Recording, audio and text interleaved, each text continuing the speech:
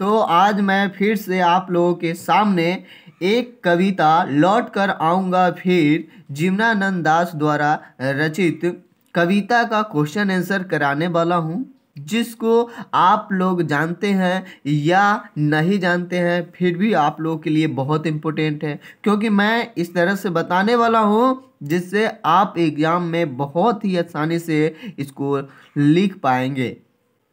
तो सबसे पहले हम जान लेते हैं कि जीवनानंद दास जी का जन्म कब हुआ और उनका मृत्यु कब हुआ। ठीक है, तो देखें इनका जो जन्म है 17 फरवरी 1899 ईस्वी में इनका जन्म हुआ और मृत्यु 22 अक्टूबर 1954 को। और ये जो कवि हैं वो लौट कर आऊँगा फिर इसलिए नाम इनका शीर्षक रखें। ये जो शीर्षक है इसका नाम लौट कर आऊँगा फिर इसलिए रखें क्योंकि ये कहीं पर लौट कर आने की बात कर रहे हैं। तो कहीं क्या, तो बंगाल की बात कर रहे हैं। कहाँ की? बंगाल के। बंगाल में ये रह करके ऐसे रच बस गए कि उनसे उनका लगाव हो गया और कवि कविता के माध्यम से क्या कहना चाह रहा है सो इसमें दिया हुआ है कि उसका लगाव कैसा है और किस तरह से उसमें लौटने की बात कर रहे हैं। तो मैं उस कविता का थोड़ा सा संक्षिप्त परिचय दे दिया हूँ। अब चलते हैं क्वेश्चन आंसर की ओर और उसको समझते हैं। इनकी रचनाएं भी प्रमुख है जो आपके परीक्षा की दृष्टि से बहुत इंपॉर्टेंट है, इसको ध्यान में रखेंगे। झरा पालक, धूसर पांडुलिपि, वनलता सेन और भी है, इसको आप ध्यान में रखेंगे। ठीक है, तो चलिए अगला जो क्वेश्चन है आपका पहला जो प्रथम क्वेश्चन है वो क्या है, कवि किस तरह के बंगाल में एक दिन लौट कर आने की बात करता है। यानी कवि जो है वो किस तरह से आने की बात कर रहा है, उनका लगाव जो है वो कैसे है, किसमें है। ठीक है, तो पहले क्वेश्चन को समझ लिए। अब आंसर की ओर। कवि जो है धान की फसल से युक्त और बहती नदी से युक्त बंगाल में कवि एक दिन लौट कर आने की बात करता है। कहाँ?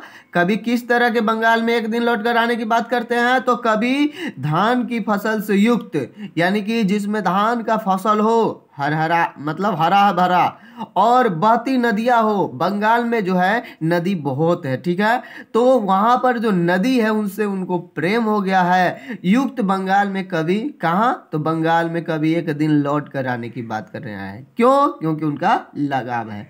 फिर अगला जो क्वेश्चन है वो क्या है कि कवि अगले जीवन में क्या क्या बनने की संभावना व्यक्त करता है और क्यों। देखिए क्या है कि लौट कर जब आएंगे तो क्या भगवान उसको मतलब कि उनको जैसा वो चाहेंगे वैसा कर देंगे? नहीं। अगर मानव जीवन में नहीं अगर आए तो उनका क्या उद्देश्य है कि किसी भी तरह से हम उस बंगाल में आएंगे। ठीक है, तो बंगाल जो आपका है वो बहुत ही इनको भावुक है। तो ये कौन कौन से जीवन में मतलब कि वो अगर कह रहे हैं कि कभी अगले जीवन में मनुष्य अगर आएंगे तो ठीक है, नहीं तो अबाविल एक भांड की मतलब पक्षी है, नहीं तो कौवा, नहीं तो हंस, उल्लू, सारस आदि कोई भी पक्षी। अब देखिए ये पक्षी ही ऐसा क्यों कहे हैं, उसका भी क्या अर्थ है? उनका भी अर्थ है कि वहाँ की पर्यावरण से उनको लगाव है। बात समझ पा रहे हैं? आदि बनने की संभावना व्यक्त करता है क्योंकि कवि को बंगाल की भूमि और वहाँ का पर्यावरण से अत्यधिक प्रेम है। बात समझ पा रहे हैं ना कि पर्यावरण से उनको लगाव है। अगले जन्मों में बंगाल में ये हो गया है। अगला जो क्वेश्चन है, अगले जन्मों में बंगाल में आने की क्या सिर्फ कवि की इच्छा है? स्पष्ट कीजिए, क्या कवि ये चाहते हैं कि हम बांग्लादेश में आए यानी बंगाल में आए?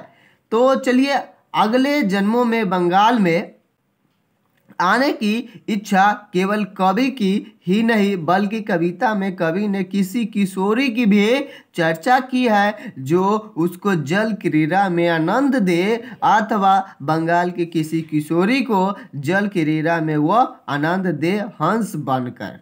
ठीक है, एक किशोरी की भी बात की है इस कविता में। ठीक है, अगला जो क्वेश्चन आपका है वो है कवि किन के बीच अंधेरे में होने की बात करते हैं। ठीक है, इसमें के सारे क्वेश्चन जो है इंपॉर्टेंट है, तो इसका और भी क्वेश्चन आगे है। आशय स्पष्ट कीजिए, कवि सारसों के बीच अंधेरे में होने की बात करता है।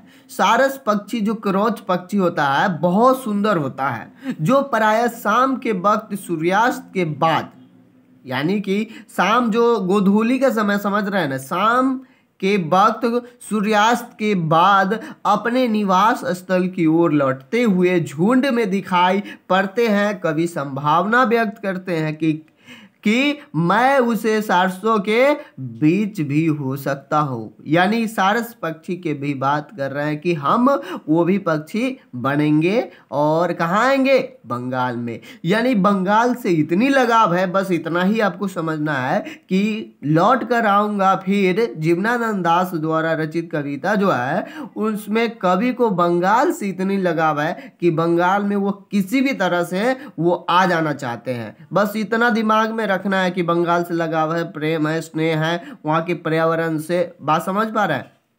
तो आप इसके माध्यम से कुछ भी लिखते हैं, कुछ पक्षियों का नाम याद करके, तो आपको सही ही जवाब लिखा जाएगा और सही अंक मिलेंगे। तो फिर मिलेंगे आप लोगों से नेक्स्ट वीडियो में। अगर हाँ, आप अगर इस चैनल को देख रहे हैं तो आप इस चैनल पर जाकर के मैथ का क्वेश्चन भी देखेंगे, बहुत ही अच्छे तरह से मैं समझाया हूँ। अगर जो भी कमज़ोर छात्र है जाकर देखेंगे, हर एक स्टेप समझाया हूँ। आप लोग जाएंगे ज़रूर देखेंगे, क्योंकि समझाने का जो तरीका है मैथ का बहुत ही अच्छा है। तो फिर मिलते हैं नेक्स्ट वीडियो में। Thank you for watching.